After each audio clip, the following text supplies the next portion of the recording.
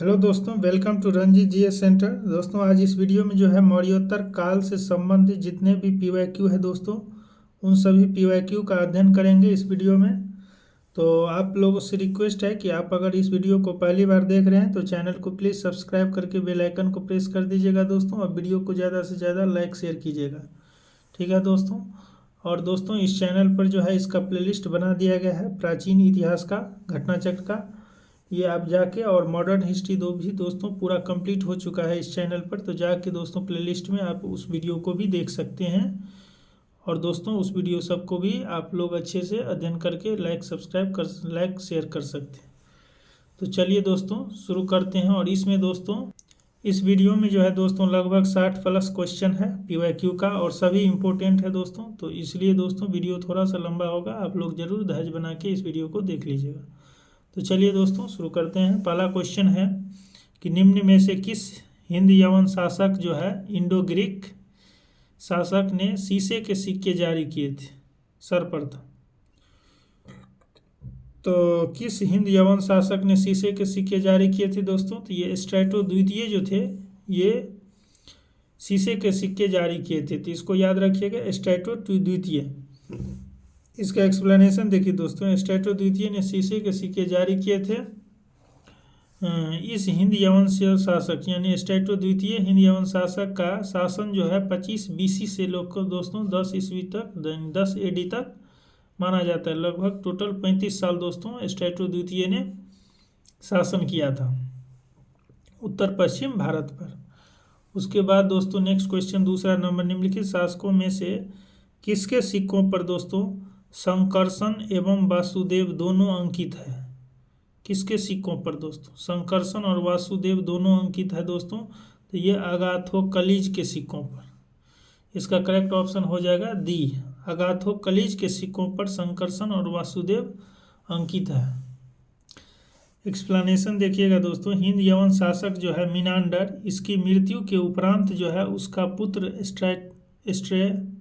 एस्ट्रेरा प्रथम अवयस्क था, यानी वयस्क नहीं था दोस्तों मिनांडर की मृत्यु के समय। मिनांडर कौन था दोस्तों? हिंद यवन शासक, इंडो ग्रीक शासक था।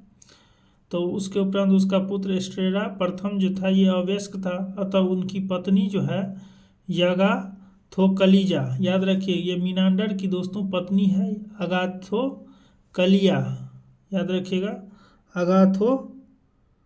अगाथोकलिया या अगाथोकलिज, इन्होंने शासन संभाला। चूँकि इसका पुत्र एस्ट्रेरा प्रथम जो था वह अवयस्क था, तो इसकी पत्नी अगाथोकलिया या अगाथोकलिज ने शासन संभाला। अगाथोकलिज द्वारा दोस्तों चलवाए गए चांदी के सिक्कों पर जो है संकर्षण मतलब बलराम और वासुदेव के चित्र अंकित है।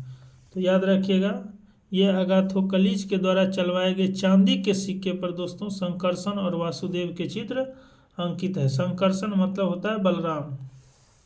तीसरा नंबर क्वेश्चन देखिएगा, निम्नलिखित में से कौन सा एक अन्य तीनों के समसामयिक नहीं था? कौन सा एक अन्य तीन के समय का नहीं था दोस्तों? तो बिंबिसार, गौतम बुद्ध, प्रसेनजीत और मिलिंदपन्ह। तो बिंबिसार, गौतम बुद्ध और प्रसेनजीत, ये दोस्तों तीनों एक ही काल के, एक ही समय के थे। ये मिलिंदपन्ह जो है दोस्तों, ये जो है तीनों जो से अलग काल के हैं। मिलिंदपन्ह का दोस्तों कार्यकाल अगर आप देखिएगा तो इसका कार्यकाल कितना है दोस्तों?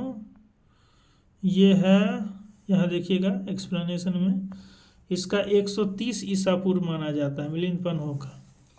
एक्सप्लेनेशन देखिएगा, या IAS 2005 में दोस्तों क्वेश्चन पूछा गया है।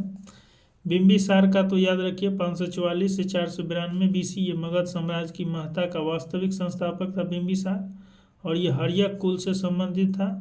प्रसेनजीत कौशल महाजनपद का राजा था, प्रसेनजीत कौशल महाजनपद का, और वह महात्मा बुद्ध का समकालीन था। तो प्रसेनजीत दोस्तों किसके समय का? महात्मा बुद्ध के, और महात्मा बुद्ध का काल कितना है? 563 से 483 ईसा पूर्व तक। इन्होंने बौद्ध धर्म का प्रवर्तन किया गौतम बुद्ध ने। तो याद रखिए ये तो सही है। मीनांडर, जिसे दोस्तों मिलिंद के नाम से जाना जाता है, मीनांडर को दोस्तों मिलिंद के नाम से जाना जाता है, इसको याद रखिएगा। और मिलिंद के नाम से जाना जाता है। और ये उत्तर भारत में इंडो ग्रीक राजा था, यानी हिंद यवन राजा था उत्तर भारत में मिलिंद, जिसको मीनांडर भी कहते हैं। इसका समय दोस्तों 155 या 165 से 130 BC तक था, 165 से 130 BC तक था। इस प्रकार बिंबिसार, गौतम बुद्ध और प्रसेनजीत तीनों समकालीन थे, जबकि मिलिंद यानी मीनांडर इसका समसामयिक नहीं था, यानी इसके काल का नहीं था। इन तीनों के, बिंबिसार, गौतम बुद्ध और प्रसेनजीत के काल का, चूँकि इसका कार्यकाल है 165 से 130 BC के काल का। और इन लोग का कार्यकाल कितना है? बिंबिसार का 544 से 492, गौतम बुद्ध का 563 से 483, और ये जो है प्रसेनजीत दोस्तों, ये कोसल महाजनपद का राजा था, और वह महात्मा बुद्ध का समकालीन था। कौन? प्रसेनजीत। ठीक है। उसके बाद है दोस्तों नेक्स्ट 4 नंबर क्वेश्चन, काव्य शैली का प्राचीनतम नमूना किसके अभिलेख में मिलता है? तो ये काव्य शैली का दोस्तों प्राचीनतम नमूना जो है ये काठियावाड़ के रुद्रदामन के जूनागढ़ अभिलेख से प्राप्त होता है। ये गिरनार पर्वत पर प्राप्त हुआ था दोस्तों, गुजरात के गिरनार पर्वत पर रुद्रदामन का जूनागढ़ अभिलेख, उसी में दोस्तों संस्कृत का प्राचीनतम काव्य शैली मिला है। इसको याद रखिएगा। देखिएगा, रुद्रदामन का जूनागढ़ अभिलेख गुजरात में गिरनार पर्वत पर प्राप्त हुआ है, और यह ब्राह्मणी लिपि में उत्कीर्ण संस्कृत भाषा का यह अभिलेख जो है अब तक प्राप्त संस्कृत अभिलेख में सबसे पुराना है। इसी अभिलेख में दोस्तों संस्कृत काव्य शैली का प्राचीनतम नमूना मिला है। 5 नंबर क्वेश्चन देखिएगा, किन अभिलेख में दोस्तों रुद्रदामन प्रथम की विभिन्न उपलब्धियां वर्णित है? दोस्तों किस अभिलेख में रुद्रदामन की प्रथम विभिन्न उपलब्धि? तो ये रुद्रदामन का जूनागढ़ अभिलेख जो है, इसमें सभी चीज़ जो है रुद्रदामन के बारे में उल्लिखित है, जैसे रुद्रदामन की वंशावली, विजय, शासन, व्यक्तित्व, तो इस पर प्रकाश डाला गया रुद्रदामन के जूनागढ़ अभिलेख में। 6 नंबर क्वेश्चन देखिएगा दोस्तों, बिना व्यागार के किसने सुदर्शन झील का जीर्णोद्धार किया था? जीर्णोद्धार किया था बिना व्यागार के किसने? तो ये इसका दोस्तों रुद्रदामन प्रथम जो था, इन्होंने जो है सुदर्शन झील का मरम्मत करवाया था बिना व्यागार के। याद रखिएगा, सुदर्शन झील का रुद्रदामन प्रथम।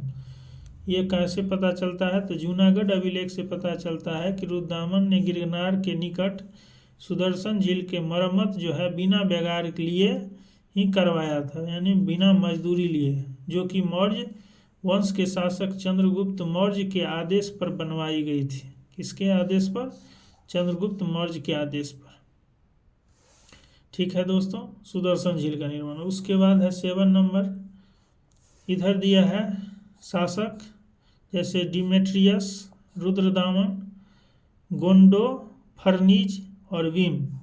इधर है पालव, कुषाण, हिंद यवन, यूनानी और शक। तो ये रुद्रदामन जो था दोस्तों, ये शक शासक था। डिमेट्रियस जो था ये इंडो ग्रीक था, हिंद यूनानी था डेमेटियस। और ये विम कडफिसस जो था दोस्तों, ये कुषाण के संस्थापक थे। और गोंडो फर्नीज, याद रखिएगा, गोंडो फर्नीज जो थे ये पहला वंश से संबंधित था, गोंडो फर्नीज। इसको जरूर याद रखिएगा, ये आरओ में पूछा हुआ क्वेश्चन है दोस्तों 2017 में। इसके बाद 8 नंबर क्वेश्चन देखिएगा, उत्तरी और पश्चिमी भारत में सर्वाधिक संख्या में जो है तांबे के सिक्के को जारी किया था।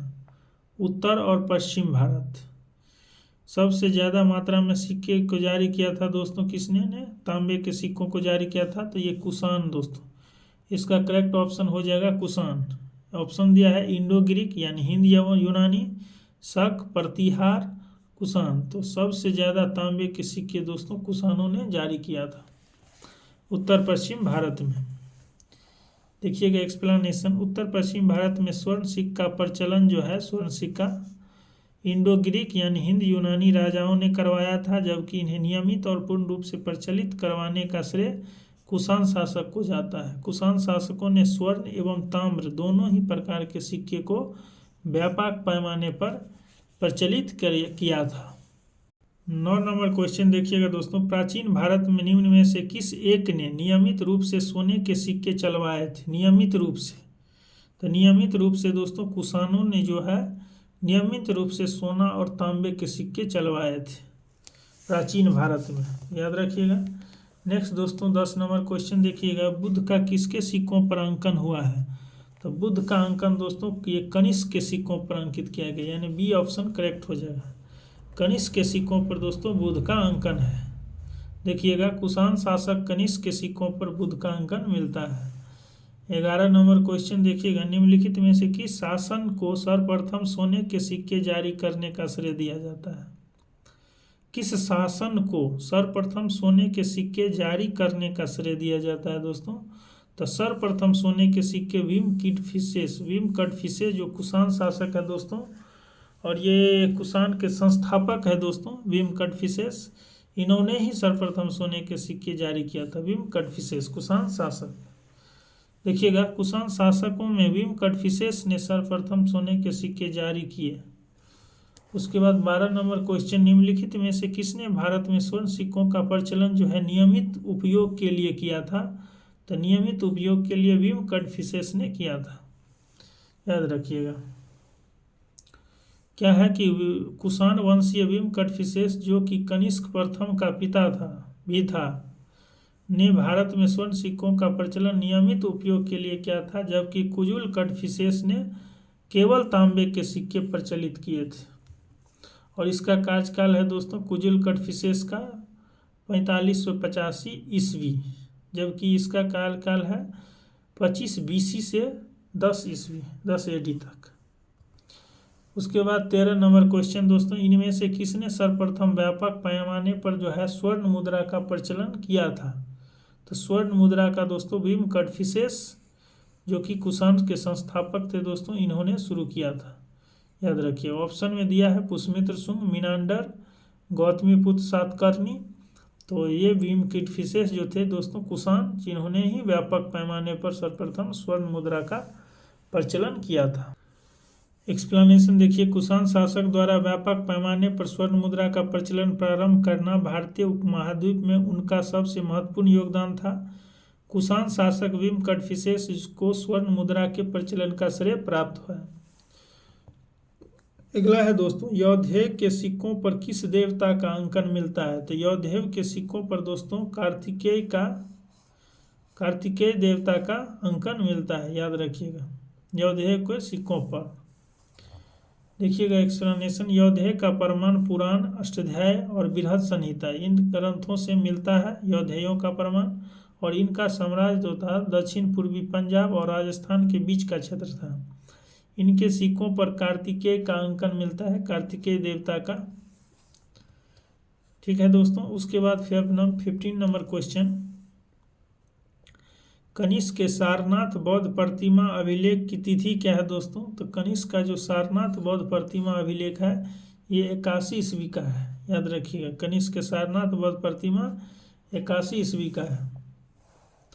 एक्सप्लेनेशन है, कनिष्क के सारनाथ बौद्ध अभिलेख की तिथि 81 ईस्वी है। यह प्रतिमा मथुरा से लाकर कनिष्क के राज्यारोहण जो 78 ईस्वी में दोस्तों कनिष्क का राज्यारोहण हुआ था, इसके तीसरे वर्ष सारनाथ में स्थापित की गई थी। कहाँ से लाकर? मथुरा से सारनाथ में स्थापित किया गया था। 16 नंबर क्वेश्चन, कुषाण शासक कनिष्क का राज्याभिषेक किस वर्ष में हुआ था दोस्तों? तो ये 78 AD में, यानी 78 ईस्वी में हुआ था। उसके बाद है दोस्तों, शक संवत कब प्रारंभ किया गया था? तो शक संवत जो है दोस्तों ये 78 ईस्वी में प्रारंभ किया गया था, इसको याद रखिएगा। शक संवत 78 ईस्वी में प्रारंभ किया गया था। इसका एक्सप्लेनेशन देखिएगा, जैन ग्रंथ के अनुसार दोस्तों विक्रमादित्य जो 57 BC में विक्रमादित्य के उत्तराधिकारी को 135 विक्रम संवत में शकों ने पराजित कर इसके उपलक्ष्य में शक संवत चलाया था। तो इस प्रकार इसकी प्रारंभिक तिथि 135 विक्रम संवत -57 BC = 78 ईस्वी आती है, यानी कि 78 ईस्वी में दोस्तों शक संवत शुरू किया गया था। अधिकांश इतिहासकारों ने कुषाण शासक कनिष्क को इसका प्रवर्तक माना है, शक संवत का, जबकि कुषाण ने किया है, शकों ने किया है। ठीक है दोस्तों। 18 नंबर क्वेश्चन देखिएगा, विक्रम एवं शक संवत में कितना अंतर वर्षों में है। विक्रम और शक संवत में दोस्तों कितना अंतर वर्षों में है दोस्तों, तो टोटल जो है 135 वर्ष का अंतर है विक्रम और शक संवत में। क्यों? क्योंकि विक्रम संवत दोस्तों 57 BC से स्टार्ट होता है और शक संवत 78 AD से स्टार्ट होता है। तो 78 AD और 57 BC को जोड़ते हैं तो दोस्तों 135 वर्ष आता है, यानी विक्रम 135 वर्ष का अंतर है दोनों में। ठीक है दोस्तों, यही यहाँ पे लिखा हुआ है, जैसे वर्तमान कैलेंडर से 15 जोड़ देने पर विक्रम संवत प्राप्त होता है। और क्यों 57 जोड़ते हैं जो कि चूँकि दोस्तों विक्रम संवत जो है इसकी प्रारंभ 57 BC में हुआ है तथा 78 अगर वर्तमान कैलेंडर से घटा देते हैं तो शक संवत प्राप्त होता है। क्यों 78 घटाते हैं वर्तमान कैलेंडर में से, चूँकि इसकी प्रारंभ दोस्तों 78 ईस्वी से हुआ है, यानी 78 ईस्वी 0 हो गया इसके लिए, शक संवत के लिए। तो 78 ईस्वी से प्रारंभ हुआ, इसलिए वर्तमान कैलेंडर में से 78 घटाने पर हमें शक संवत प्राप्त होता है। अर्थात 2019 विक्रम संवत, अगर 2019 को दोस्तों विक्रम संवत लिखना चाहे तो 2019 + 57 यानी 2076 जो है ये 2019 का विक्रम संवत हो जाएगा। और शक संवत में अगर लिखना चाहे तो 2019 - 78 यानी 1941 जो है दोस्तों ये हो जाएगा शक संवत। 2019 का शक संवत हो जाएगा 1941, चूँकि 2019 में से 78 वर्ष घटा देंगे। क्यों घटाएंगे 78 वर्ष? क्योंकि शक संवत दोस्तों 78 ईस्वी में शुरू हुआ है। और 57 क्यों जोड़ते हैं वर्तमान कैलेंडर में? चूँकि विक्रम संवत दोस्तों 57 BC पूर्व में शुरू हुआ है, यानी 57 ईसा पूर्व में शुरू हुआ है। 19 नंबर क्वेश्चन दोस्तों, शक संवत पर आधारित राष्ट्रीय पंचांग कैलेंडर का एक चैत्र ग्रेगोरियन कैलेंडर पर आधारित 365 दिन के सामान्य वर्ष की निम्नलिखित तिथियों में से किस एक के तदनुरूप है दोस्तों?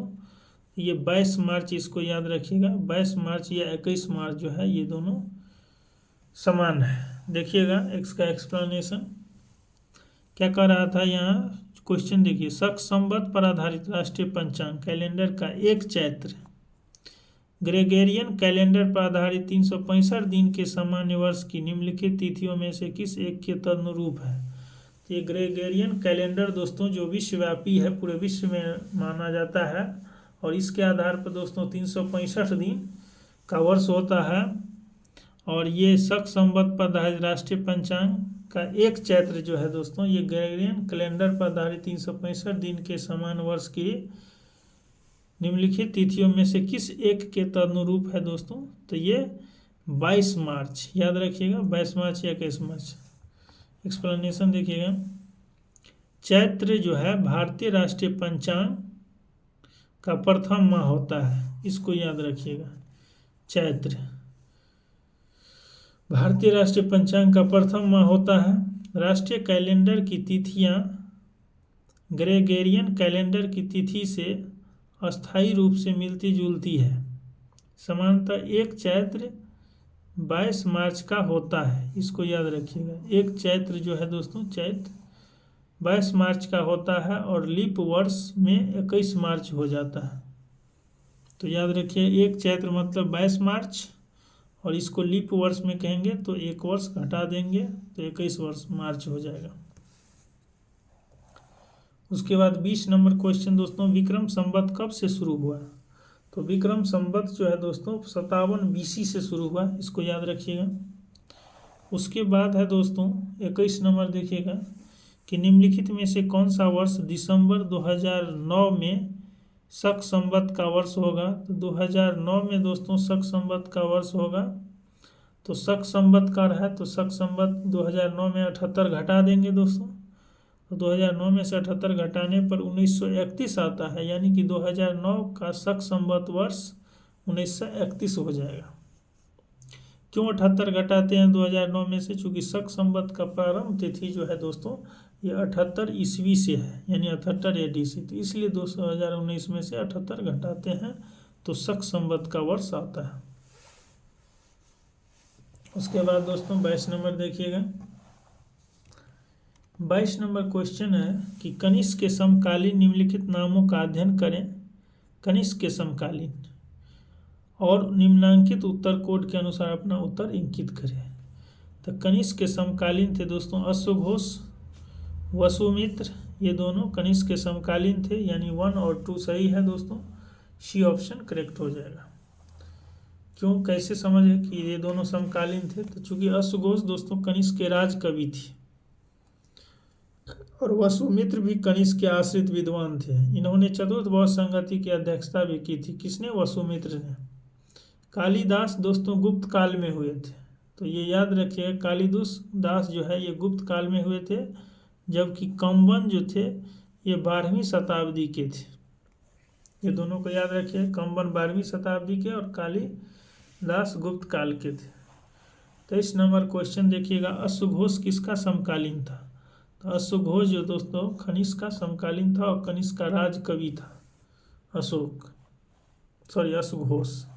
याद रखिए। 24 नंबर क्वेश्चन दोस्तों, निम्नलिखित में से कौन एक कनिष्क के दरबार से संबंध नहीं था? तो कनिष्क के दरबार से दोस्तों पतंजलि जो है ये कनिष्क के दरबार से संबंधित नहीं था। यहाँ देखिएगा कनिष्क के दरबार से कौन कौन संबंधित था। अश्वघोष, नागार्जुन, पार्श्व और चरक। अश्वघोष, नागार्जुन, पार्श्व और चरक, ये चारों ही कनिष्क के दरबार से संबंधित थे, जबकि पतंजलि जो है ये कनिष्क के दरबार से संबंधित नहीं थे। पतंजलि ने पाणिनि की अष्टाध्यायी पर महाभाष्य की रचना की थी और ये महर्षि पतंजलि शुंगकालीन विद्वान थे, यानी शुंग काल के विद्वान थे पतंजलि, तो इसको जरूर याद रखिएगा, शुंगकालीन विद्वान थे। नेक्स्ट है दोस्तों 25 नंबर, निम्नलिखित में से कौन कनिष्क प्रथम के दरबार में नहीं गया था? कनिष्क प्रथम के दरबार में नहीं गया था दोस्तों अश्वघोष, वसुमित्र और पार्श्व जो था दोस्तों और नागार्जुन, ये कनिष्क के दरबारी थे। पर विशाखदत्त दोस्तों ये कनिष्क प्रथम के दरबार में नहीं गया था। विशाखदत्त याद रखिएगा, इसकी रचना है मुद्रा राक्षस। तो विशाखदत्त नहीं गए थे। ठीक है दोस्तों। 26 नंबर क्वेश्चन देखिएगा, निम्नलिखित नगरों में से किसका उल्लेख जो है कनिष्क के रब तक अभिलेख में नहीं है? किसका उल्लेख दोस्तों कनिष्क के रब तक अभिलेख में नहीं है? तो कनिष्क के रब तक अभिलेख में जो है दोस्तों 4 शहरों के नाम उल्लेखित हैं, साकेत, कौशाम्बी, पाटलिपुत्र और चंपा। साकेत, कौशाम्बी, पाटलिपुत्र और चंपा। तो इसमें दोस्तों ये तीनों जो है ये कनिष्क के रब तक अभिलेख से मिला है, बस ये श्रावस्ती का जिक्र नहीं है, इसके जगह साकेत का जिक्र है। 4 दोस्तों शहरों का जिक्र है रब तक अभिलेख, जो कि कनिष्क का है रब तक अभिलेख। एक्सप्लेनेशन देखिएगा, रब तक अभिलेख अफगानिस्तान में सुर्ख कोटल के निकट रब तक नामक स्थान से 1993 में प्राप्त हुआ है। ये यूनानी लिपि और बैक्ट्रियन भाषा में लिखे गए हैं। किस लिपि में? यूनानी लिपि में और बैक्ट्रियन भाषा में। ये कुषाण वंश के शासक कनिष्क से संबंधित है, इसको भी याद रखिएगा। रब तक अभिलेख जो है दोस्तों ये कुषाण वंश के शासक जो थे कनिष्क, उससे संबंधित है। इस अभिलेख में 4 शहर के नाम का उल्लेख है, जो है साकेत, कौशाम्बी, पाटलिपुत्र, चंपा और श्रावस्ती इसमें शामिल नहीं है। नेक्स्ट 27 नंबर क्वेश्चन दोस्तों, इनमें से किस आयुर्वेदाचार्य ने तक्षशिला विश्वविद्यालय में शिक्षा प्राप्त की थी?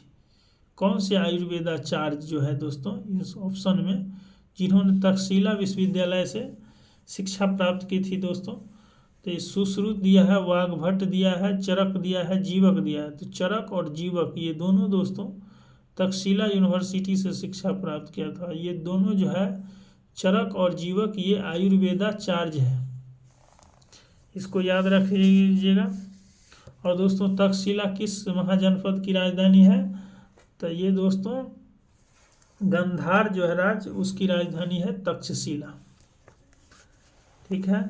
एक्सप्लेनेशन देखिएगा, वर्तमान पाकिस्तान के रावलपिंडी जिला में स्थित तक्षशिला कहाँ पर अभी वर्तमान में है? पाकिस्तान के रावलपिंडी जिला में। तक्षशिला जो है प्राचीन समय में गंधार राज्य की राजधानी थी। तक्षशिला का इतिहास में प्रसिद्ध कारण उसका ख्याति प्राप्त शिक्षा केंद्र है। यहाँ अध्ययन के लिए दूर दराज से विद्यार्थी आते थे, जिनमें राजा और सामान्य जन दोनों ही सम्मिलित थे। कोसल के राजा प्रसेनजीत, बिंबिसार का राजवैदक जीव, कनिष्क का राजवैदक चरक, याद रखिएगा। ये सभी दोस्तों इम्पोर्टेंट फैक्ट है, आपको प्राचीन इतिहास में बहुत इम्पोर्टेंट है ये। मौर्योत्तर काल से कोसल के राजा थे प्रसेनजीत, बिंबिसार का राजवैद था जीवक और कनिष्क का राजवैद था कौन, चरक। और बौद्ध विद्वान वसुबंधु, चाणक्य आदि ने दोस्तों यहीं पर शिक्षा ली थी, तक्षशिला में। उसके बाद है बौद्ध साहित्य से पता चलता है कि यह वैदक एवं धनुर्विद्या की शिक्षा के लिए विश्व प्रसिद्ध था। किस शिक्षा के लिए, वैद के लिए और धनुर्विद्या की शिक्षा के लिए तक्षशिला दोस्तों प्रसिद्ध था। अतः स्पष्ट है कि इस प्रश्न का उत्तर सी डी दोनों हो सकता है, यानी कि दोनों होगा। चूंकि तक्षशिला यूनिवर्सिटी से यहाँ कह रहा है किस आयुर्वेदाचार्य ने शिक्षा प्राप्त की थी, तो चरक और जीवक दोनों होगा।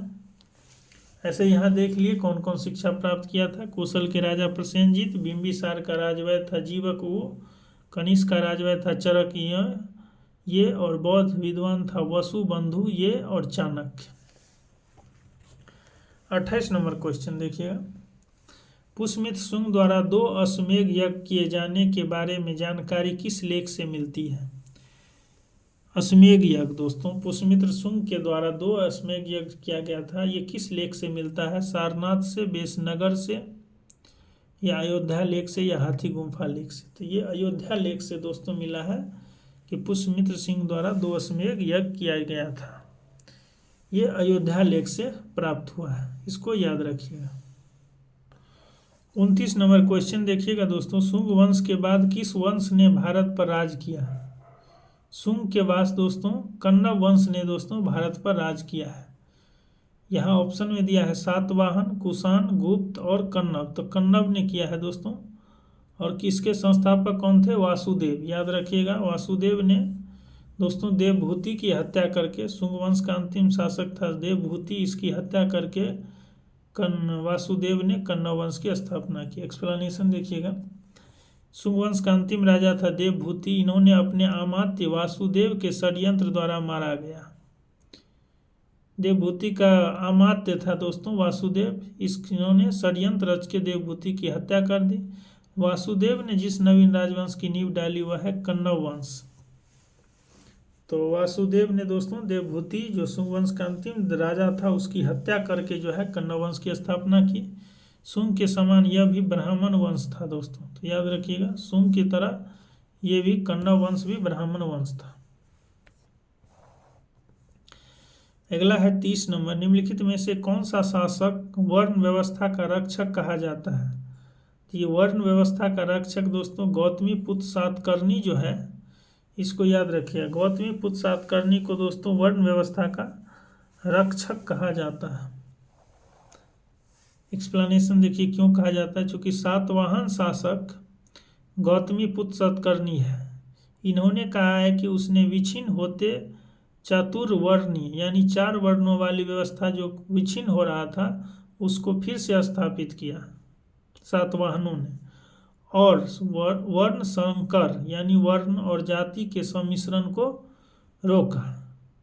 वर्ण संकर मतलब दोस्तों वर्ण और जाति जो मिल रहा था, सम्मिश्रण हो रहा था, उसको रोका। इसी कारण इसे वर्ण व्यवस्था का रक्षक कहा जाता है गौतमीपुत्र सातकर्णी को।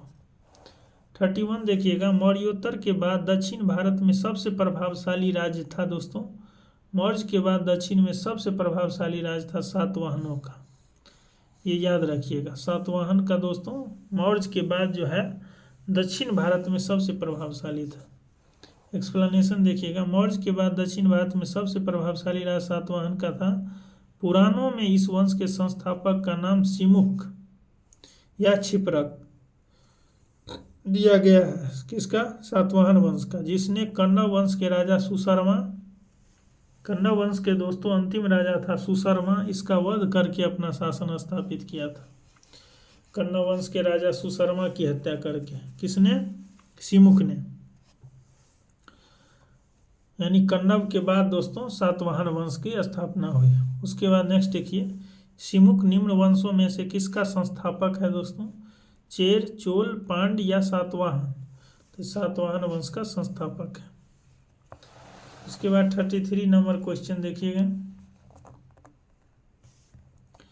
किस चीनी जनरल ने कनिष्क को हराया था? किस चीनी जनरल ने कनिष्क को हराया था दोस्तों? तो ये पान चाओ जे थे, ये पान चाओ जनरल ने कनिष्क को हराया था, पान चाओ। झारखंड पीसीएस का क्वेश्चन है दोस्तों, देखिएगा इसका एक्सप्लेनेशन है दोस्तों। चीनी स्रोत के अनुसार जो है 73 ईस्वी से 94 ईस्वी के बीच चीन की प्रसिद्ध सेनापति पान चाओ अपने हान वंशी नरेश के आदेश पर चीनी तुर्किस्तान की विजय के लिए प्रस्तुत हुआ। चीनी इतिहासकार युद्ध का कारण यह बताते हैं कि कुषाण शासक ने चीनी सेनापति के पास अपना एक दूत भेजकर हान राजकुमारी से विवाह की मांग की थी। किसने? कुषाण शासक ने। पान चाओ ने प्रस्ताव ठुकरा दिया, फलतः रुष्ट कुषाण शासक ने उसके राज्य पर चढ़ाई कर दी, परंतु कुषाण शासक असफल रहा। अधिकांश इतिहासकार इस कुषाण शासक की पहचान जो है भीम कड़फिसेस के रूप में करते हैं। तथापि यदि कनिष्क का राज्यारोहण 78 ईस्वी मानने के बाद यह युद्ध कनिष्क के समय का हो जाएगा।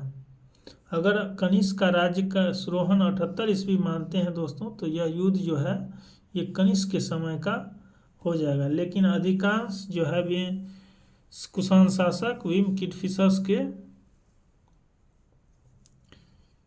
रूप में पहचानते हैं कि भीम कड़फिसेस के समय में ये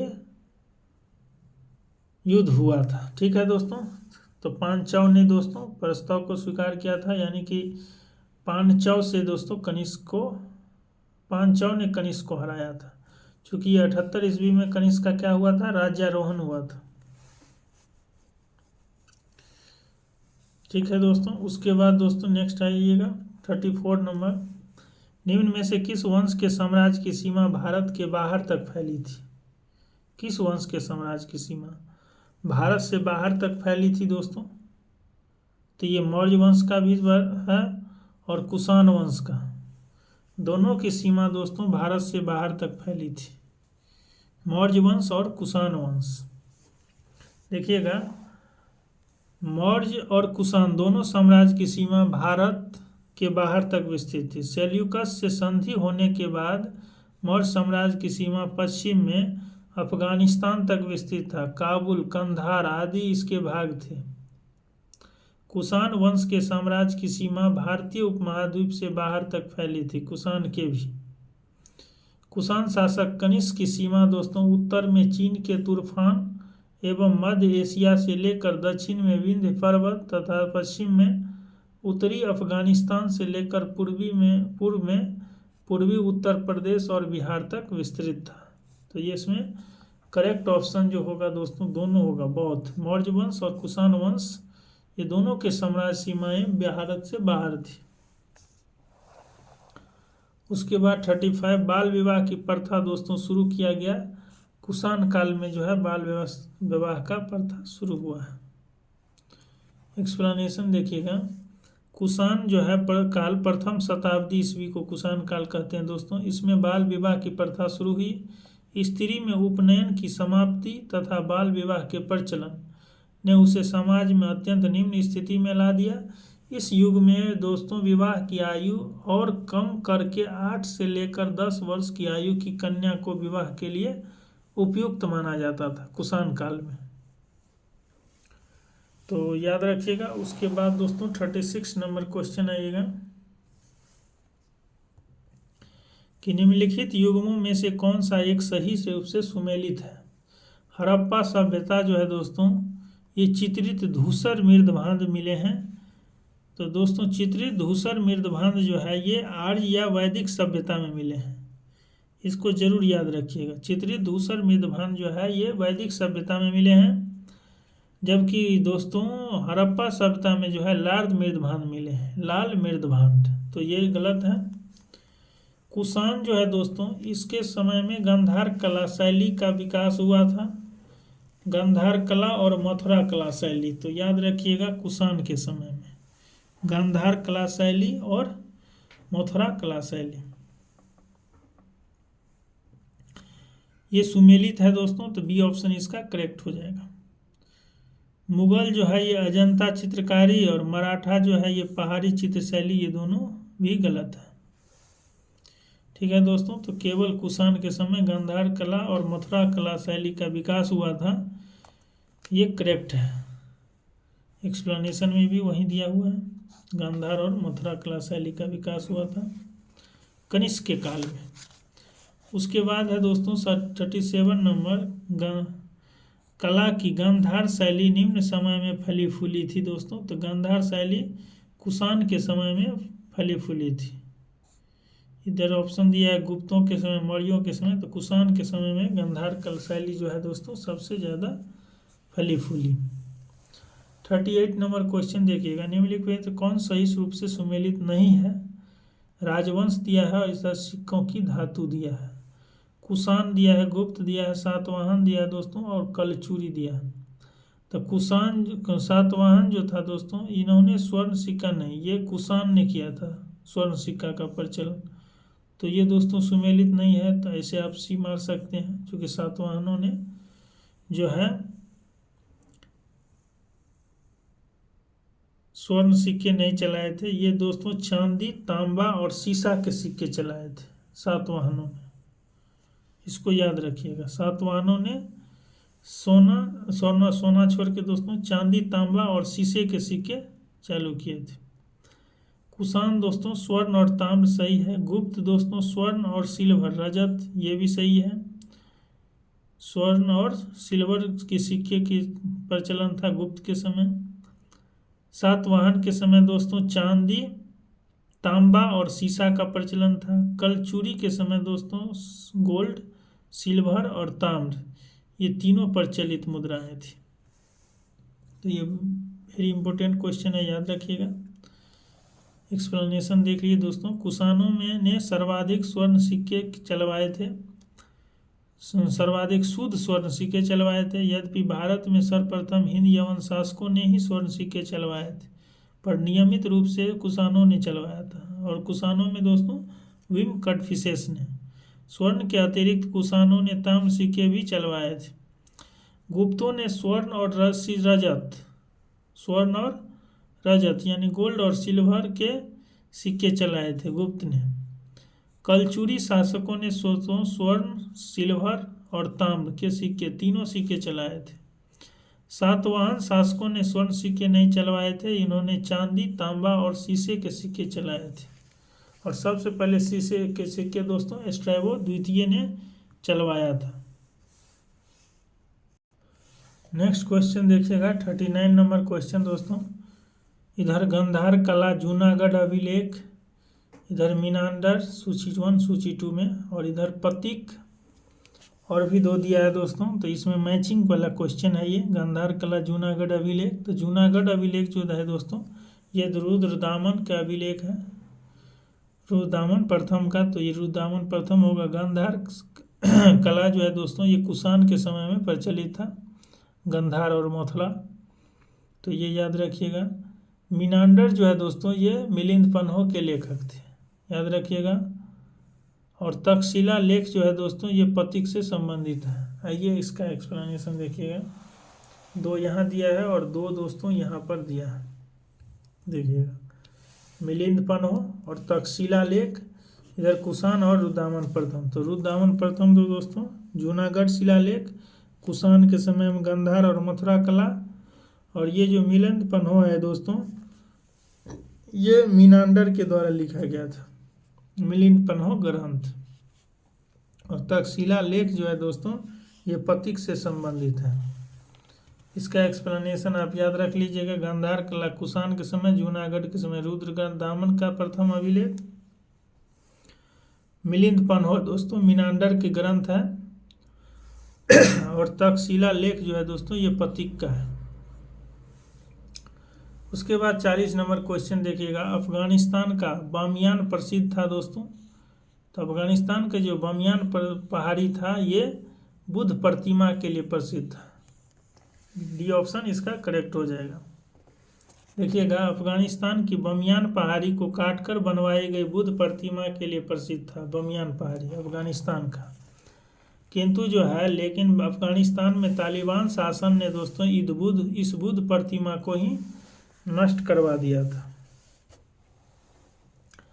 41 नंबर क्वेश्चन दोस्तों, जो कला शैली भारतीय और यूनानी मतलब दोस्तों ग्रीक, जो कला शैली भारतीय और यूनानी आकृति का सम्मिश्रण है उसे क्या कहते हैं दोस्तों? गांधार कला शैली।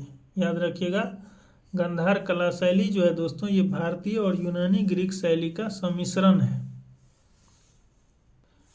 अगला क्वेश्चन है दोस्तों 42 नंबर, गांधार कला शैली एक संश्लेषण है। किसका संश्लेषण है? तो गांधार कला शैली दोस्तों भारतीय और यूनानी कला का मिश्रण है। डी ऑप्शन इसका करेक्ट हो जाएगा। गांधार कला शैली भारतीय और यूनानी कला का मिश्रण है। 43 नंबर क्वेश्चन देखिएगा, निम्नलिखित में से किस मूर्ति कला में सदैव हरित स्तरित चट्टान यानी शिष्ट चट्टान का प्रयोग माध्यम के रूप में होता था?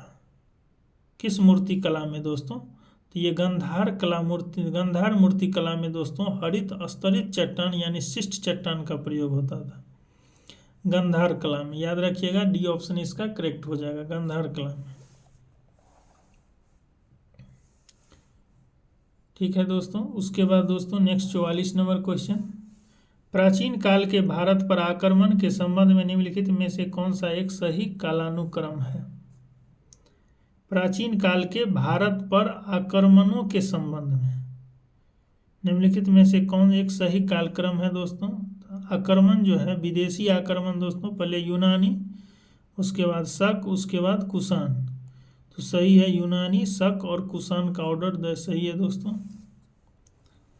देखिएगा कि भारत में वह आक्रमण के कालों का सही कालक्रम है कि यूनानी 326 बीसी में जो सिकंदर महान थे दोस्तों ये यूनानी थे, 326 बीसी में शुरू किया था। उसके बाद शक जो था ये प्रथम शताब्दी बीसी में शुरू किया था, और कुषाण जो है दोस्तों ये पहली शताब्दी ईस्वी में भारत पर आक्रमण किया था। कुषाण कब? 78 एडी में। ठीक है, उसके बाद है दोस्तों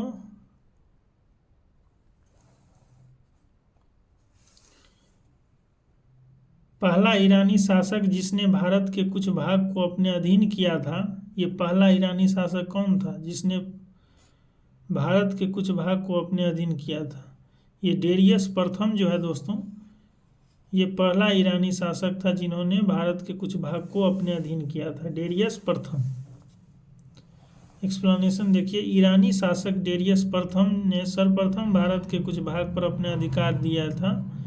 हेरोडोटस के अनुसार दोस्तों, याद रखिएगा किसके अनुसार? हेरोडोटस के अनुसार डेरियस प्रथम के साम्राज्य में संपूर्ण सिंधु घाटी का प्रदेश शामिल था तथा पूर्व की और इसका विस्तार राजपूताना के रेगिस्तान तक था। देखिएगा, पूर्व की ओर दोस्तों इसका विस्तार जो है राजपूताना के रेगिस्तान तक था। पर्सिपोलिस एवं नक्शे रुस्तम के शिलालेखों के अनुसार पंजाब भी उसके साम्राज्य में शामिल था, डेरियस प्रथम के साम्राज्य में। पार्सिपोलिस और नक्शे रुस्तम शिलालेख से। उसके बाद 46 नंबर, निम्न राजवंशों में सबसे पुराना राजवंश था दोस्तों सातवाहन जो है दोस्तों सबसे पुराना राजवंश था। एक्सप्लेनेशन में देखिएगा, राजवंश उपर्युक्त राजवंश में सबसे पुराना राजवंश सातवाहन है। इस वंश के संस्थापक सिमुक का समय कुछ स्रोत के अनुसार 200 बीसी माना जाता है। कुछ स्रोतों में इन्हें कन्नव वंश के अंतिम शासक सुशर्मा के समकालीन माना जाता है। कन्नव वंश के जो अंतिम शासक थे सुशर्मा, उसके समकालीन माना जाता है सातवाहन का। नेक्स्ट है दोस्तों 47 नंबर, आंध्र सातवाहन। ये आंध्र सातवाहन राजाओं की सबसे लंबी सूची किस पुराण में मिलती है? तो ये दोस्तों मत्स्य पुराण जो है, इस पुराण में आंध्र सातवाहन राजाओं की सबसे लंबी लिस्ट मिलती है मत्स्य पुराण में। देखिएगा, पुराणों में कुल 30 सातवाहन राजाओं के नाम मिलते हैं, जिनमें से सबसे लंबी सूची मत्स्य पुराण में 29 राजा की सूची मिलती है।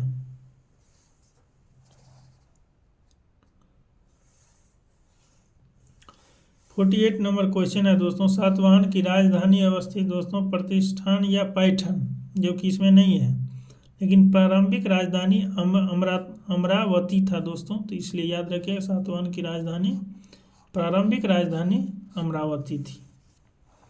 यहाँ देखिएगा, सातवाहन का वास्तविक राजधानी प्रतिष्ठान या पैठन थी। पुराण में इस राजवंश का आंध्र भेद या आंध्र जातीय कहा गया है पुराणों में, ठीक है, और उनकी आरंभिक राजधानी अमरावती मानी जाती है। तो याद रखिएगा इसको, शुरुआती राजधानी, जबकि वास्तविक राजधानी जो है सातवाहन का प्रतिष्ठान या पैठन है। 49 अगर देखिएगा तो निम्न में से कौन सा स्थान सातवाहन की राजधानी था दोस्तों, तो प्रतिष्ठान जो था इसकी वास्तविक राजधानी था। उसके बाद आ जाइए दोस्तों 50 नंबर क्वेश्चन, कि निम्नलिखित शासकों में से किसके लिए एक ब्राह्मण प्रयुक्त हुआ है, किस शासकों के लिए, तो ये गौतमी पुत्र सातकर्णी जो है दोस्तों, सी ऑप्शन, इसके लिए एक ब्राह्मण का या अद्वितीय ब्राह्मण का उपयोग प्रयुक्त हुआ है दोस्तों शब्द गौतमीपुत्र सातकर्णी के लिए। देखिएगा एक्सप्लेनेशन, सातवाहन शासक गौतमीपुत्र सातकर्णी को नासिक अभिलेख में एका ब्राह्मण कहा गया है, एका ब्राह्मण। तो इस ऑप्शन में पूछा है कि किस शासकों के लिए जो है एका ब्राह्मण प्रयुक्त हुआ है दोस्तों, तो गौतमीपुत्र सातकर्णी के लिए, जो कि सातवाहन शासक है, जिसका तात्पर्य एका ब्राह्मण कहा गया, जिसका अर्थ है अद्वितीय ब्राह्मण या ब्राह्मणों का एकमात्र रक्षक जो था, ये गौतमीपुत्र सातकर्णी को माना जाता है। किस अभिलेख में मिला है, नासिक अभिलेख में। 51 नंबर क्वेश्चन देखिएगा, इधर राजवंश दिया, इधर राजधानी दिया, जैसे शुंग वंश, सातवाहन वंश, कदम और चंदेल। तो सातवाहन वंश दोस्तों इसकी राजधानी पैठन थी या प्रतिष्ठान। शुंग वंश की राजधानी दोस्तों पाटलिपुत्र थी, याद रखिएगा। और जो है दोस्तों कदम की राजधानी जो है ये बनवासी है, याद रखिएगा इसको, कदम की राजधानी बनवासी। और चंदेल की राजधानी दोस्तों महोबा, उत्तर प्रदेश जो है, चंदेल की राजधानी महोबा है। तो इसको जरूर याद रखिएगा, यहाँ दिया हुआ है, शुंग का पाटलिपुत्र, सातवाहन का पैठन या प्रतिष्ठान, कदम्ब का बनवासी और चंदेल का महोबा। 52 नंबर क्वेश्चन देखिएगा दोस्तों, कथन ये है कि सातवाहन काल में संस्कृत के साथ प्राकृत व अन्य लोक भाषाओं का विकास हुआ। सातवाहन के समय दोस्तों संस्कृत के साथ साथ प्राकृत और अन्य लोक भाषा का विकास हुआ, सही है। सातवाहन राजाओं ने साहित्य रचना के लिए संस्कृत तथा अन्य लोक भाषा को अपनाया था, सातवाहन राजाओं ने, तो ये दोस्तों ये भी कारण सही है। तो और ये कारण जो है ये इसका कथन का व्याख्या करता है कि सातवाहन काल में संस्कृत के साथ प्राकृत व अन्य लोक भाषा का विकास हुआ, क्योंकि सातवाहन राजाओं ने साहित्य रचना के लिए संस्कृत और अन्य लोक भाषाओं को अपनाया था। तो इसका करेक्ट ऑप्शन हो जाएगा ये दोस्तों, दोनों सही है और कथन का सही स्पष्टीकरण और रीजन करता है, ठीक है।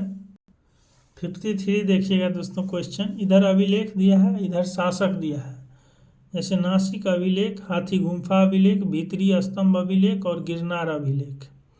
तो ये गिरनार अभिलेख दोस्तों रुद्रदामन का प्रथम जूनागढ़ अभिलेख है। उसके बाद भीतरी स्तंभ अभिलेख जो है दोस्तों, इसको देखिएगा, भीतरी स्तंभ अभिलेख ये जो है, तो यहाँ दोस्तों भीतरी जो होगा इसका दोस्तों हो जाएगा गुप्त शासक जो था स्कंद गुप्त, उससे संबंधित है। तो भीतरी स्तंभ अभिलेख ये पुलकेशिन द्वितीय दिया है दोस्तों, ये गलत है। पुलकेशिन द्वितीय जो है दोस्तों ये ऐहोल अभिलेख से संबंधित है, तो जो ये गलत है। भीतरी स्तंभ अभिलेख स्कंद गुप्त जो गुप्त शासक था उससे संबंधित है, यानी ये सुमेलित नहीं है, क्वेश्चन कर रहा है सुमेलित नहीं है, तो सी ऑप्शन इसका करेक्ट हो जाएगा। हाथी गुम्फा अभिलेख दोस्तों खारवेल जो है चेदी राजवंश का कलिंग के चेदी राजवंश का दोस्तों प्रतापी शासक था खारवेल। नासिक अभिलेख में दोस्तों गौतमीपुत्र सतकर्णी के बारे में लिखा गया है कि वह एक का ब्राह्मण है, कहा गया है उसको गौतमीपुत्र सतकर्णी को नासिक अभिलेख में। इसका एक्सप्लेनेशन दोस्तों वेरी वेरी इंपॉर्टेंट है, याद रखिए। गौतमीपुत्र सतकर्णी सातवाहन वंश का शक्तिशाली शासक था। इसके 3 अभिलेख प्राप्त होते हैं गौतमीपुत्र सतकर्णी के, 2 नासिक से और 1 कारले से। उदयगिरी पहाड़ी की हाथी गुफा से खारवेल का एक बिना तिथि का अभिलेख प्राप्त हुआ है। इसमें खारवेल के बचपन, शिक्षा, राज्याभिषेक और राजा होने के बाद से 13 वर्ष तक के शासन की घटना का क्रमबद्ध विवरण मिला है। उसके बाद है दोस्तों भीतरी स्तंभ लेख। इसका संबंध जो है गुप्त शासक स्कंदगुप्त से है, भीतरी स्तंभ अभिलेख का।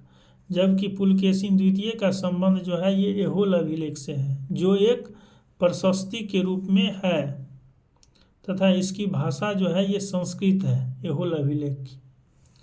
उसके बाद है दोस्तों रुद्रदामन प्रथम का जूनागढ़ जो गिरनार पर्वत पर स्थित है से है।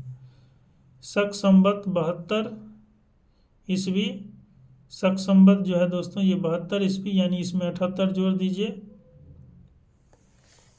तो आ जाएगा दोस्तों 150 ईस्वी का अभिलेख प्राप्त हुआ है।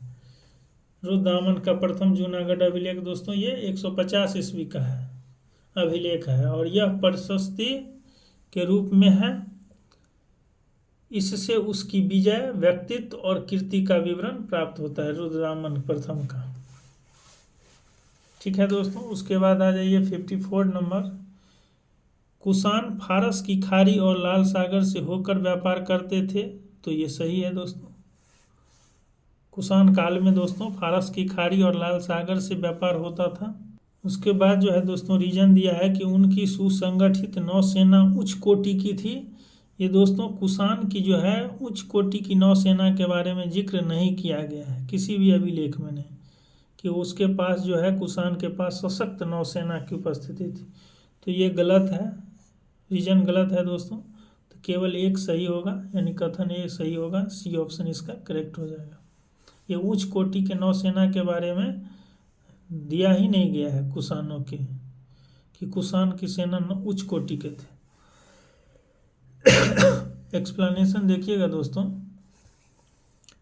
पेरिपल्स ऑफ द एरिथ्रियन सी, जो कि एक मनुस्क्रिप्ट है दोस्तों, मनुस्क्रिप्ट डॉक्यूमेंट है पेरिपल्स ऑफ द एरिथ्रियन सी, और अरिका मेडू में हुई खुदाई से ऐसे अनेक बंदरगाह और व्यापारिक केंद्र की उपस्थिति के साक्ष्य मिले हैं जिनसे स्पष्ट होता है कि कुषाण का व्यापार पश्चिमी विश्व से फारस की खाड़ी और लाल सागर के जलमार्ग से होता था। इन सभी साक्ष्यों में किसी में भी कुषाण की सशक्त नौसेना की उपस्थिति का उल्लेख नहीं किया गया। 55 नंबर क्वेश्चन। राजा खारवेल का नाम दोस्तों जुड़ा है, यह हाथी गुम्फा अभिलेख से जुड़ा है राजा खारवेल के नाम।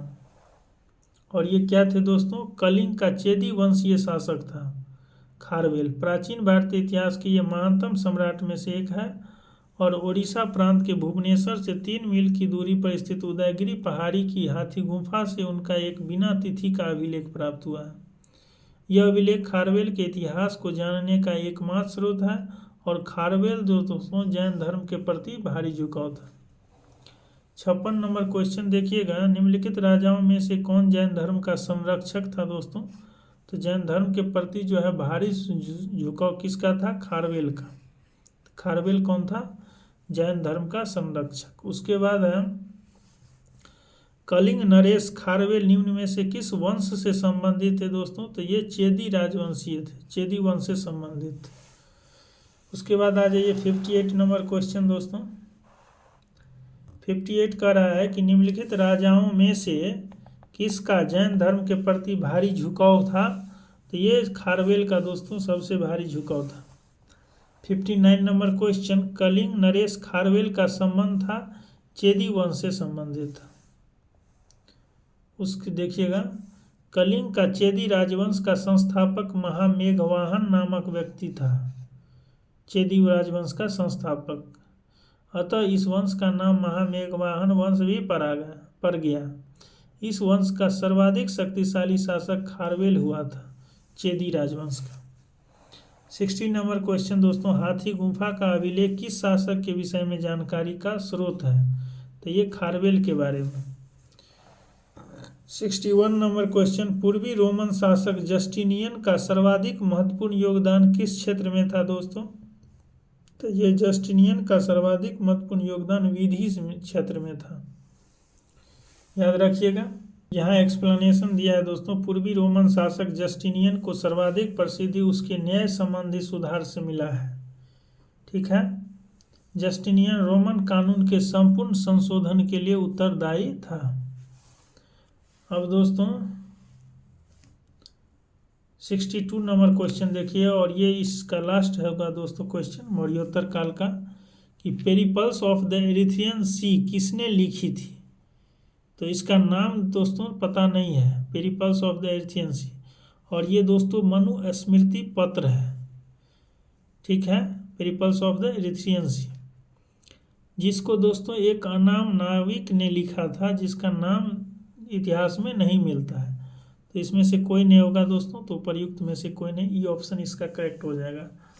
देखिएगा, पेरिपल्स ऑफ द एरिथ्रियन सी जो है ये ग्रीको रोमन पेरिपल्स यानी मनुस्क्रिप्ट डॉक्यूमेंट है। यह रोमन और मिस्र बंदरगाह से नेविगेशन और व्यापार के अवसर का वर्णन करता है। रोम और मिस्र बंदरगाह से नेविगेशन और व्यापार के अवसर का वर्णन करता है ये पेरिपल्स ऑफ द एरिथ्रियन सी। इसे लगभग 60 ईस्वी में अलेक्जेंड्रिया के एक अनाम नाविक ने लिखा था, 60 ईस्वी में, और इसने भारत से आयात और निर्यात की जाने वाली वस्तुओं का भी उल्लेख किया है।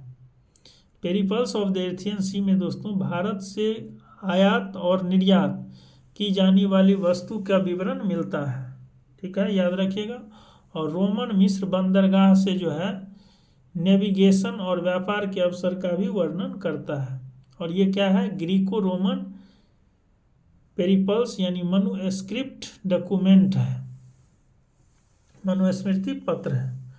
तो दोस्तों ये लास्ट वीडियो ये तो वीडियो था दोस्तों, ये मौर्योत्तर काल से संबंधित सभी PYQ था। तो आप लोग इस वीडियो को जरूर देख लीजिएगा। Thank you.